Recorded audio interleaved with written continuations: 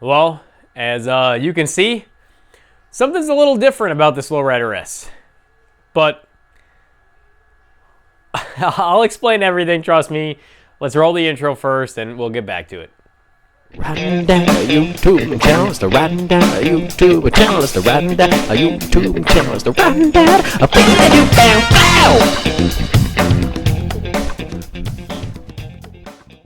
Alright, so as you can see, there is a gigantic carbon fiber piece missing.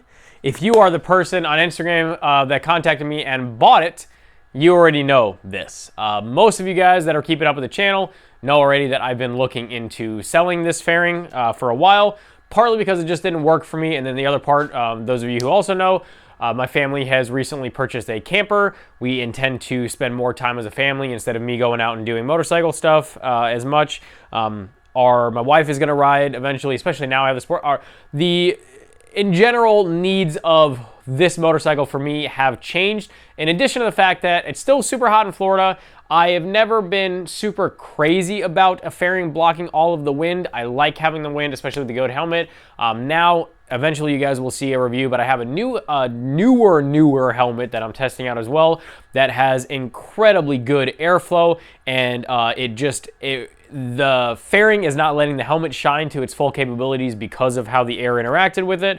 Not even so much the buffeting issue, which I did wind up figuring out for the most part, for those of you who are curious. For whatever reason, I put blue painter's tape on those holes. For whatever reason, with the holes taped up and a little hole I cut in the fairing, if I have a picture, I'll put it up. I may not have taken a picture, but I cut like kind of a little circular ovally hole in the windshield just to experiment with some airflow and chopping it up instead of having it just come right off of there. With that setup and the tape on there, almost no buffeting at all. And I only tried that with one helmet. I didn't even devote any more time to try different helmet setups or whatever.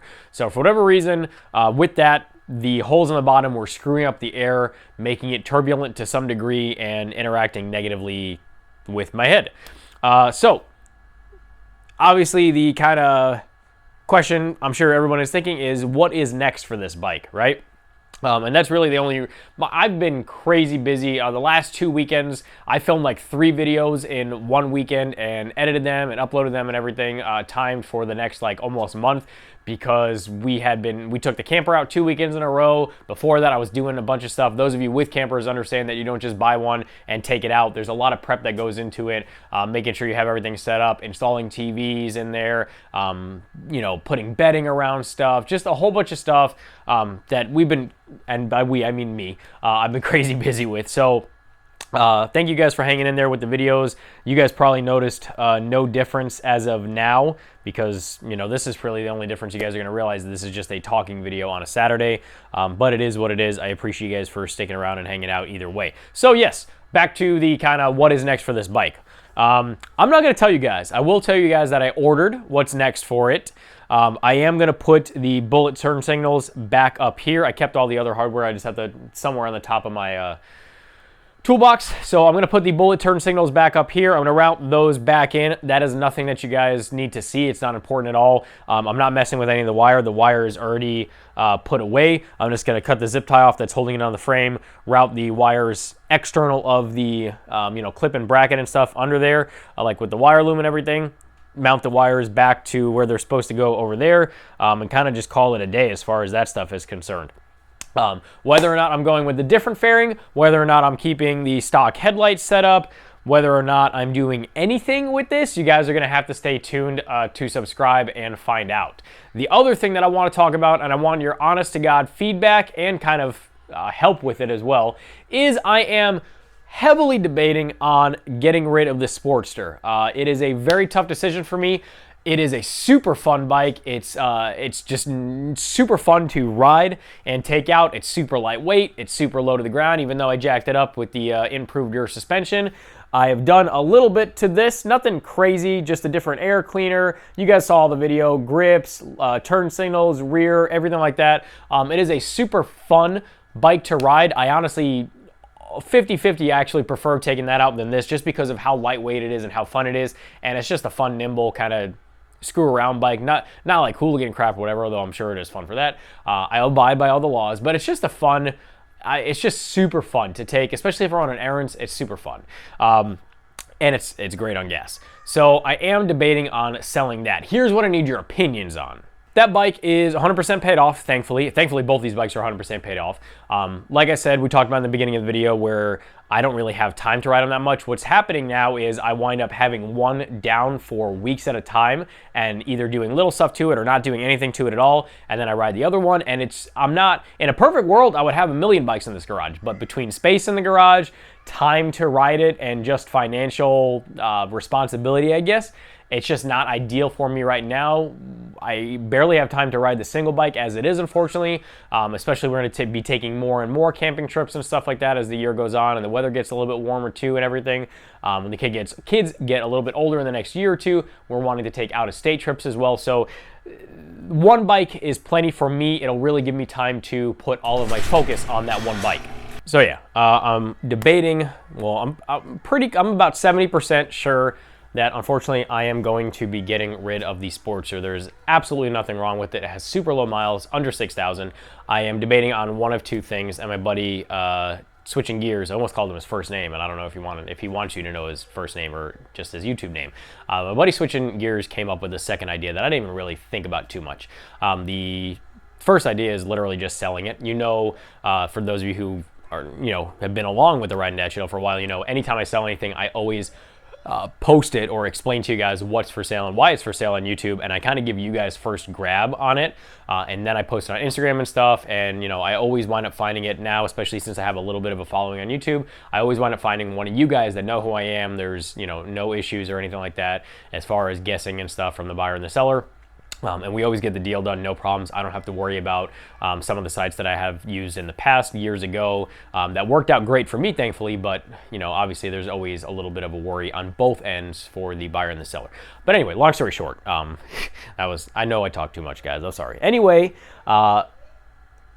option one, just telling you guys, hey, it's for sale. If there's anybody in the area, I'll post it on my Facebook Marketplace and stuff like that. If you're willing to pay to have it shipped, by all means, that kind of thing. I will have the title in hand, and it will come as is. It runs great. And it'll come with the tuner, the Power Vision 4 that's on there and everything like that. The other choice that I was debating was doing some sort of raffle with it.